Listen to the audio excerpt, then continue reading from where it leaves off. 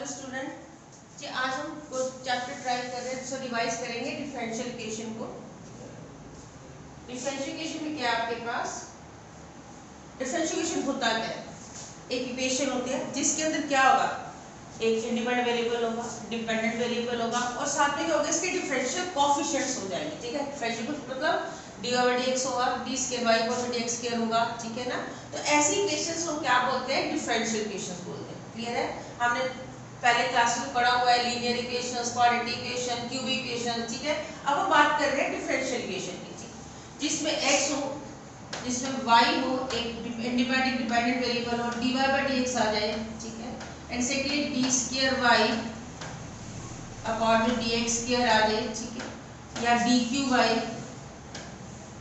Upon में dx cube आ जाए। ठीक है, ऐसी इक्वेशन जिसमें x हो, y हो, डिफरेंशियल कोएफिशिएंट्स हो, ऐसी इक्वेशन को क्या बोलते हैं? डिफरेंशियल इक्वेशन है। फॉर एग्जांपल ये देखो, dy by dx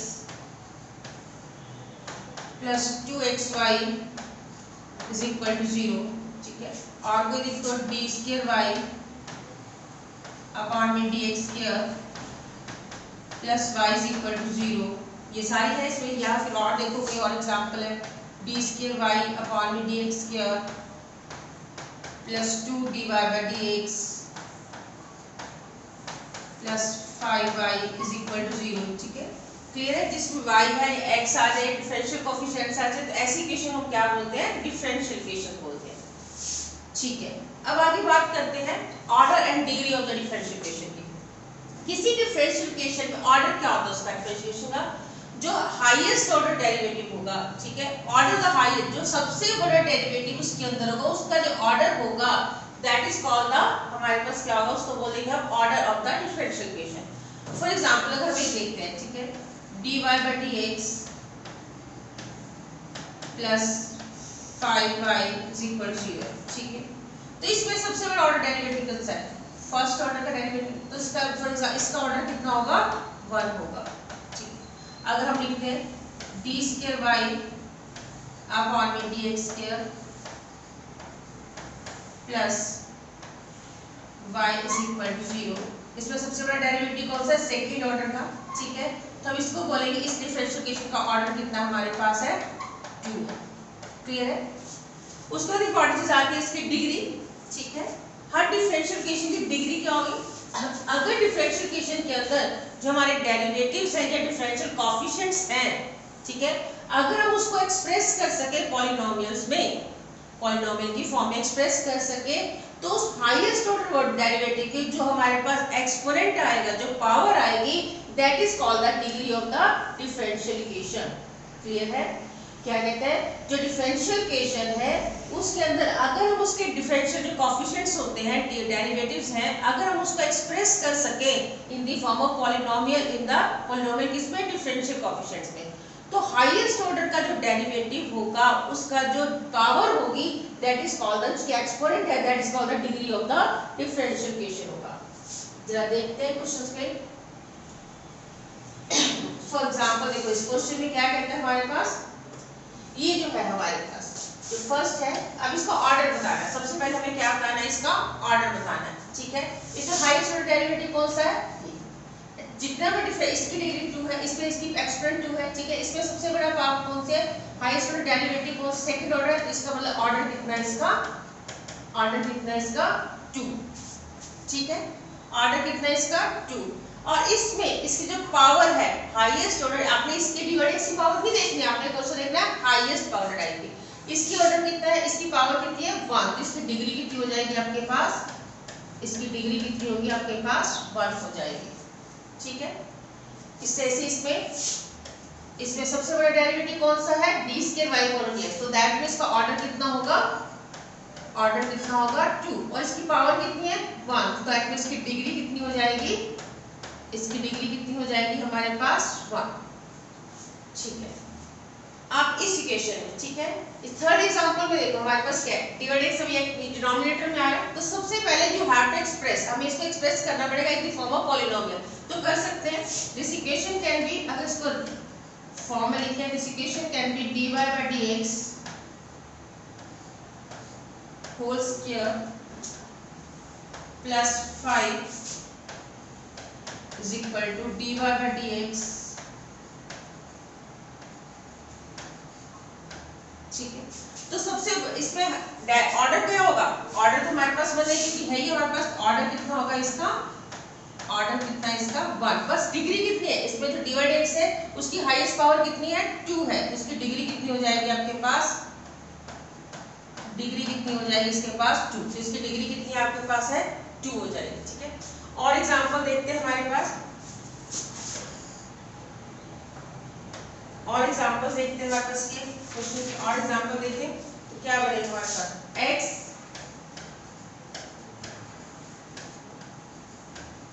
d square 1 dx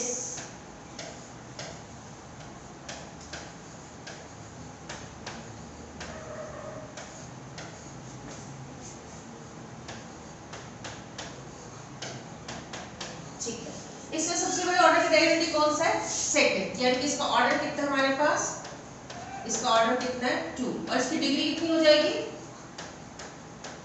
इसकी डिग्री कितनी होगी 2, क्योंकि highest order derivative second order का है, उसकी पावर भी कितनी है 2 है, तो उसकी डिग्री कितनी हो जाएगी आपके पास 2 हो जाएगी। ठीक है, एक और ट्राई करते हैं हमारे पास, से क्वेश्चन है आपके y is equal to x dy by dx dy by y is equal x plus में रूट में 1 प्लस dy बाई dx का स्क्वायर। ठीक है बेटा, अब ध्यान से देखो इसमें क्या आ रहा है हमारे पास, इसमें हमारे पास जो है वो अभी रूट में आ रहा है, तो यू हैव टू सिंपली इसको सिंपलीफाई करना पड़ेगा so that we can express in the form of polynomial. तो y minus x dy by dx is equal to कितना आएगा, रूट में 1 प्लस dy बाई dx का होल स्क्वायर। अगर हम इसकी स्केलिंग करेंगे, ठीक है, अगर स्केलिंग करेंगे तो क्या आएगा, y minus x dy by dx whole square is equal to 1 plus dy by dx का होल स्क्वायर। अगर यहाँ से a माइनस b के होल स्क्वायर के आइडेंटिटी लगाएंगे, सॉल्व करेंगे, तो हमारे पास dy बाई dx की सबसे बड़ी पावर कितनी आएगी 2 ही आएगी। दैट मींस इसका ऑर्डर कितना है, इसका ऑर्डर कितना है 1, क्योंकि सबसे बड़ा आइडेंटिटी कौन सा है dy बाई dx है, और सिर्फ इसकी डिग्री कितनी हो जाएगी 2, इसकी डिग्री कितनी हो जाएगी 2। ठीक है, अब बात है कि अब इसका एक्सप्रेशन निकालें। अब एक क्वेश्चन और देखते हैं, ठीक है, इसमें क्वेश्चन बात करते हैं जैसे फॉर एग्जांपल हमारे पास एक क्वेश्चन है d स्क्वायर y अपॉन में dx स्क्वायर, ठीक है, डिवाइड x से प्लस साइन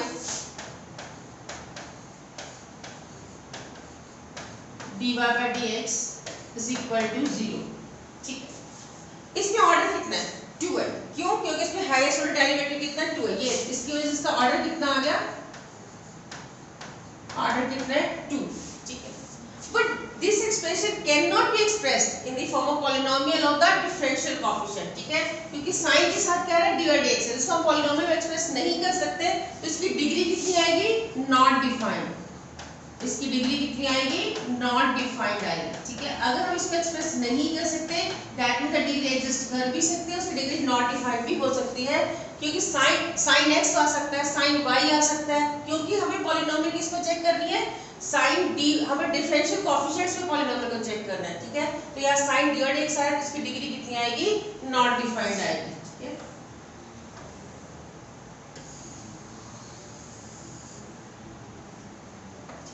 और एक एग्जांपल देखते हैं, d cube dx cube plus e raise to power dy by dx plus y cube is equal to 0। ठीक है, सबसे बड़ा ऑर्डर डेरिवेटिव कितना है 3, मतलब ऑर्डर तो इसका कितना हो गया 3, ऑर्डर कितना हो गया 3, and this expression can not be written as a polynomial. ठीक है, इन द डेरिवेटिव। ठीक है, तो इसका मतलब क्या होगा, इसकी डिग्री क्या हो जाएगी नॉट डिफाइंड हो जाएगी, डिग्री क्या होगी नॉट डिफाइंड।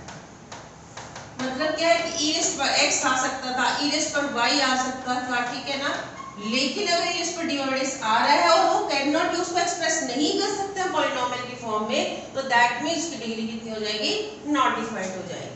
ठीक है जी, चलो अब नेक्स्ट करते हैं आगे। अब बात आती है कि एक जनरल सोल्यूशन होता है, एक हमारे पास क्या होता है पर्टिकुलर सोल्यूशन होता है किसी डिफरेंशियल सोल्यूशन का मतलब क्या होता है, एक ऐसा सोल्यूशन जो अगर उसके डेरिवेटिव्स निकालें, ठीक है, और उसकी डिफरेंशियल इक्वेशन पुट करें और उसको सेटिस्फाई कर दे तो उसे हम कहते हैं कि solution of the differential equation, ठीक है। फॉर एग्जांपल अगर हमारे पास है d2y/dx² plus y is equal to 0, ठीक है, एक डिफरेंशियल इक्वेशन है और you want to find its solution. देखो अब हम इसको a लेते हैं, a इज इक्वल टू इसका सॉल्यूशन लेंगे हमारे पास, इसका सॉल्यूशन लिखते हैं y is equal to a cos x plus b sin x। अगर हम इसका डेरिवेटिव निकालें और सेकेंड ऑर्डर डेरिवेटिव निकालें, ठीक है, तो इसको सेटिस्फाई करता है। अगर हम इसका डेरिवेटिव निकालें फिर इसका सेकंड ऑर्डर डेरिवेटिव निकालें तो इसको पुट करें तो यहाँ से हमारे पास क्या आता है d² प्लस y इसको सेटिस्फाई करता है, ठीक है। तो जितनी ऑर्डर की डिफरेंशियल इक्वेशन है, फिर a और b क्या है हमारे पास, a और b क्या है हमारे पास आर्बिट्रेरी कांस्टेंट्स है, ठीक है, आर्बिट्रेरी हमारे पास क्या है यहाँ पे कांस्टेंट्स है। जितनी ऑर्डर की डिफरेंशियल इक्वेशन होगी, ठीक है, उतनी उसके अंदर क्या आएंगे आर्बिट्रेरी कांस्टेंट आएंगे। सेकंड ऑर्डर की डिफरेंशियल इक्वेशन है तो उसके अंदर जो आर्बिट्रेरी कांस्टेंट्स आएंगे वो कितने के आएंगे, 2 ही आएंगे, ठीक है। तो इस सॉल्यूशन हम क्या बोलते हैं, उसका जनरल सॉल्यूशन बोलते हैं। क्या बोलते हैं उसको, जनरल सॉल्यूशन बोलते हैं, ठीक है। अगर हम किसी इक्वेशन के जनरल सॉल्यूशन में अगर हम a और b की कोई वैल्यू पुट कर देते हैं, ठीक है, फॉर एग्जांपल अगर हम यहाँ लिखते हैं y is equal to 2 cos x plus 3 sin x, ठीक है, तो y is equal to cos x plus 3 sin x, तो हमने a और b की एक वैल्यू साइन कर दी, ठीक है, a को, तो that is called the particular solution, ठीक है, that is called the particular solution of this differential equation. Particular solution of this differential equation हो जाएगा, ठीक है। क्या कहते हैं इसको, जहां आर्बिट्रेरी जितने ऑर्डर की डिफरेंशियल इक्वेशन होगी उतने उसके अंदर आर्बिट्रेरी कांस्टेंट्स आएंगे। ये सेकंड ऑर्डर की डिफरेंशियल इक्वेशन से आर्बिट्रेरी कांस्टेंट कितने आए, 2 आए, that is called the general solution. अगर हम किसी इक्वेशन के जनरल सॉल्यूशन में इस a और b को कोई वैल्यू साइन कर देते हैं तो that is called the particular solution of that differential equation. अब बात आती है कि इसको ऐसे ही डिफरेंशियल इक्वेशन आ जाती है तो उनको सॉल्व भी करना होगा, तो उनको सॉल्व कैसे करना है, ठीक है। हमारे पास इक्वेशंस को सॉल्व करने के मेथड्स हैं, ठीक है। सॉल्यूशन कैसे फाइंड, सॉल्व कैसे करना है डिफरेंशियल इक्वेशन को, ठीक है। 3 मेथड्स है। एक हमारे पास है वेरिएबल सेपरेबल, वेरिएबल सेपरेबल, ठीक है, एंड सेकंड है होमोजेनियस,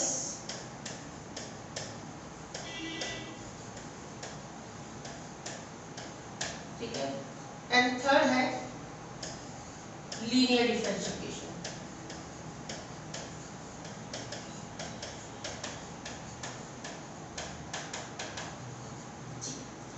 वेरिएबल सेपरेबल में क्या होता है कि अगर हम कोएफिशिएंट, अगर हमारे पास फर्स्ट ऑर्डर की डिफरेंस, हमारे सिलेबस में क्या है फर्स्ट ऑर्डर की, फर्स्ट ऑर्डर और डिग्री की भी बनती है, 1 डिग्री की हमारे पास डिफरेंशियल इक्वेशन है, ठीक है। अगर हम उसको सॉल्व करना है तो अगर हमारे पास x और y की जो टर्म्स है उनको हम सेपरेट कर सकते हैं तो हम उसको क्या बोलते हैं, you can solve this equation by the variable separable method, ठीक है। अभी चलो हम वेरिएबल सेपरेबल को डिस्कस करते हैं पहले।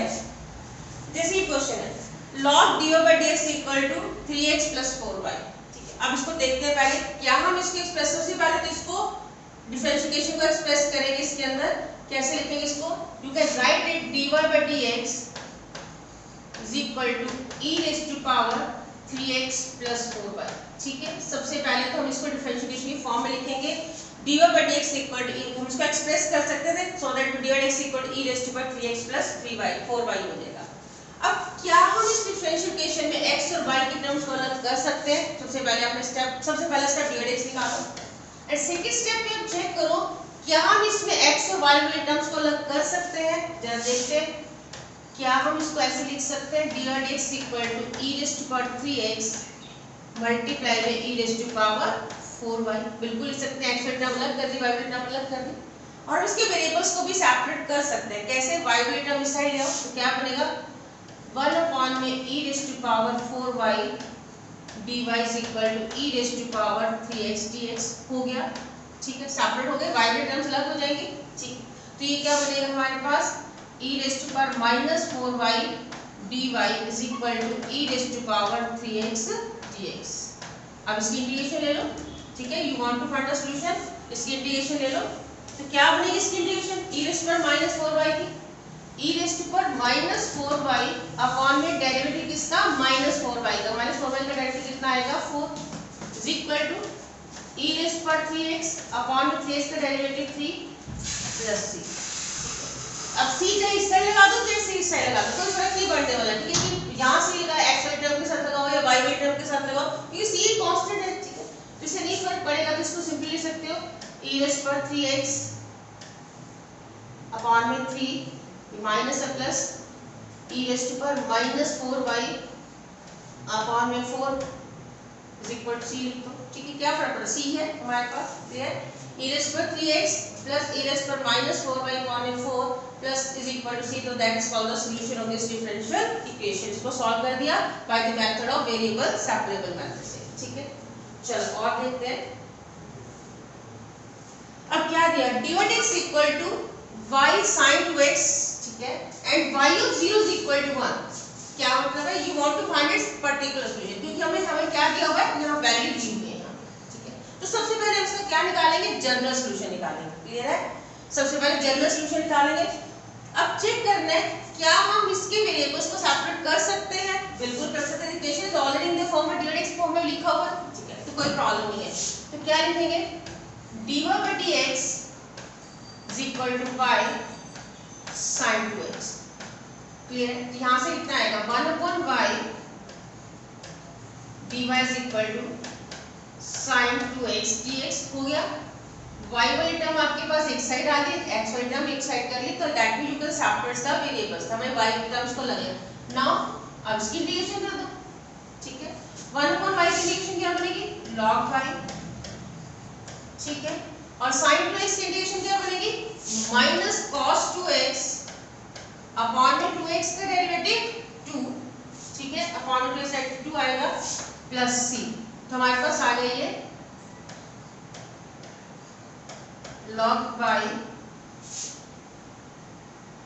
प्लस cos 2x अपॉन में 2 इज इक्वल टू c आ गया। This is the general solution. If you now want to get a particular solution, ठीक है, हमें क्या निकालना, इसका मतलब क्या होता है कि ये y 0 इज इक्वल 1 का मतलब है कि x अगर 0 है तो y इज इक्वल टू किसके है 1। इसका क्लियर मतलब है यहाँ पे x की वैल्यू है, ठीक है। x अगर 0 है तो y की वैल्यू किसके इक्वल है 1 के, इसके अंदर पुट करते हैं हम, करें y की वैल्यू, ये जनरल सॉल्यूशन आ गया। y को 1 पुट किया हमने, ठीक है, प्लस cos x को 0 पुट किया, ये cos 0 हो जाएगा, क्या है log 1 0, cos 0 कितना होता है, cos 0 1, तो 0 प्लस 1/2 इक्वल c, तो c की वैल्यू कितनी आ गई आपके पास 1/2। तो सॉल्यूशन क्या बनेगा, c की वैल्यू पुट कर दो, पर्टिकुलर सॉल्यूशन क्या बनेगा log y plus cos 2x upon में 2, c की वैल्यू कितनी आ गई आपके पास 1/2, ठीक है। अब इसको सिंपलीफाई और करना चाहे तो कर सकते हो, 2 log y plus cos 2x is equal to 1, और भी करना है तो ये बनेगा log y square is equal to 1 minus cos 2x, ठीक है। तो आगे क्या लिख सकते हैं,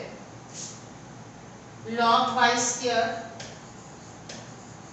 1 माइनस cos 2x इसके इक्वल बन जाएगा हमारे पास 2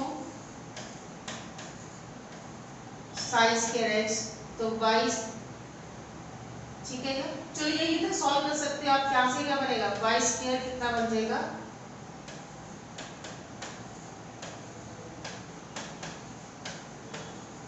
ठीक है। तो हमारे पास सॉल्यूशन आ जाएगा इसका,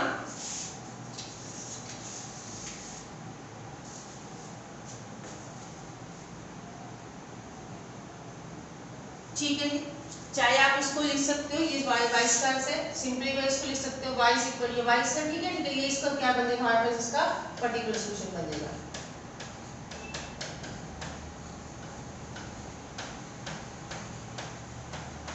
ठीक है। यहाँ हमारे पास इसका जनरल सॉल्यूशन आएगा, व्हेन हमने इसके x और y की वैल्यू पुट करी and we get the general solution, इसका पर्टिकुलर सॉल्यूशन हमने फाइंड आउट कर लिया, ठीक है। नेक्स्ट करते हैं 1 + plus Y square 1 plus log dx। ठीक है, सबसे पहले हमने क्या लिखना है, dy dx की वैल्यू लिखनी है। सबसे पहले क्या लिखो, dy dx लिखो। क्या आएगा हमारे पास dy dx पे 1 plus Y square 1 plus log x dx is equal to minus x dy। तो क्या हम इसको सेपरेट कर सकते हैं x Y term y Y term को? बिल्कुल, यहाँ से क्या आएगा 1 प्लस लॉग x, अगर हम x को इधर शिफ्ट कर दें upon x dx is equal to क्या आएगा minus 1 upon 1 plus Y square dy। हो गया वेरिएबल सेपरेबल। x वाली टाइम टर्म एक साइड कर दी। कौन कौन से x वाली टर्म थी हमारे पास?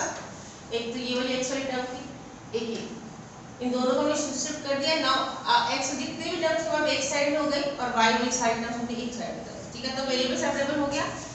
अब करते हैं आगे इसकी इंटीग्रेशन लेते हैं 1 plus log x upon x dx 1 upon में 1 प्लस वाई स्क्वायर dy। अब इसकी इंटीग्रेशन करनी है। ठीक है, अब देखो यहाँ से इसकी इंटीग्रेशन कैसे करेंगे हमारे पास, क्योंकि ऊपर ये हमारे पास क्या 1 प्लस लॉग x है, इसका डेरिवेटिव बन रहा है, तो हम इसको क्या लिखते हैं, हम इसको t पुट करके कर लेते हैं। 1 प्लस लॉग x किसके इक्वल आ जाएगा, अगर हम इसको t पुट करते हैं तो 1 अपॉन x डेरिवेटिव लेंगे 1/0 log x derivative 1 upon x equal dt। ठीक है, तो dx किसके इक्वल आ जाएगा x dt के, dx किसके इक्वल आ जाएगा x dt के। तो यहाँ क्या बनेगा हमारे पास, आपने इसको t पुट किया था, दैट विल बिकम t, नीचे तो x था, dx में क्या पुट करी x dt, x से x कैंसिल हो गया, तो ये हमारे पास क्या बन गया t dt बन जाएगा। ठीक है, और इसकी इंटीग्रेशन सिंपल ही है, इसकी इंटीग्रेशन तो बन जाएगी minus tan inverse y plus c। ठीक है, तो इसका आएगा हमारे पास, इसकी इंटीग्रेशन t है, इसकी इंटीग्रेशन में क्या बनेगा t square by 2 is equal to क्या बन रहा है minus tan inverse y plus c। ठीक है, व्हाट इज t? t क्या था हमारे पास 1 प्लस log x था, तो 1 प्लस log x का स्क्वायर अपॉन में 2 plus tan inverse y is equal to c। ठीक है जी, तो हमने इसका क्या निकाल दिया, ये कौन सा सॉल्यूशन निकला, इसका जनरल सॉल्यूशन निकल गया। क्लियर? चलो अब करते हैं इसमें फाइंड द पर्टिकुलर सॉल्यूशन। अब यहाँ निकालना है find the particular solution of differential equation. क्या दी है हमारे पास 1 प्लस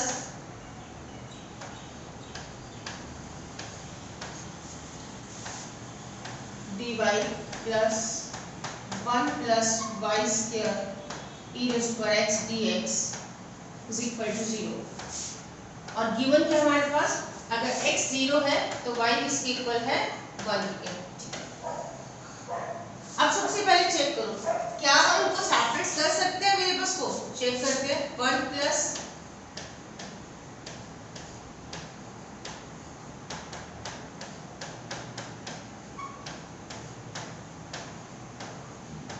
ठीक है, अब देखो यहाँ से अब हमने x वाली टर्म एक साइड करनी है। x वाली टर्म है कौन कौन सी हमारे पास, एक तो ये है, ठीक है, और ये है, और y वाली टर्म भी आ रहा है। तो अब y वाली टर्म को इधर शिफ्ट करते हैं 1 अपॉन में 1 plus Y square dy is equal क्या आएगा minus e raise to power x upon में 1 plus e raise to power 2x dx। हो गए वेरिएबल सेपरेबल हमारे पास। ठीक है, क्लियर है, वेरिएबल सेपरेबल हो गए आपके पास। x वाली टर्म एक साइड होगी, y वाली टर्म एक साइड होगी, आपके पास x वाली टर्म एक साइड होगी। ठीक है, अब इसकी क्या करेंगे आप इंटीग्रेशन करेंगे। You want to find solution, हमें इंटीग्रेशन करनी पड़ेगी।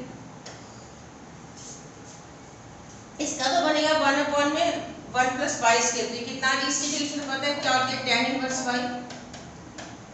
अब इसकी कैसे बनेगी, ये क्या बन रहा है, यह है 1 plus e raise to power x का होल स्क्वायर है। क्लियर, यहाँ से देखो यहाँ पे क्या बन रहा है e रेज़, अगर हम e raise to power x को t पुट करेंगे तो क्या बनेगा हमारे पास e raise to power x dx equal to dt। This equation can be reduced, यहाँ से क्या आ गया माइनस साइन बाहर आ गया। ठीक है, dt अपॉन में यहाँ क्या बन गया 1 प्लस टी स्क्वायर। ठीक है, e raise to power x t है तो e raise to power x का होल स्क्वायर है, तो ये बनेगा 1 प्लस t प्लस में c क्या आएगा इसका tan inverse y is equal to minus tan inverse t plus c। What is t? t क्या था हमारे पास? e रेज़्ड पर x था। t क्या था हमारे पास? e रेज़्ड पर x था।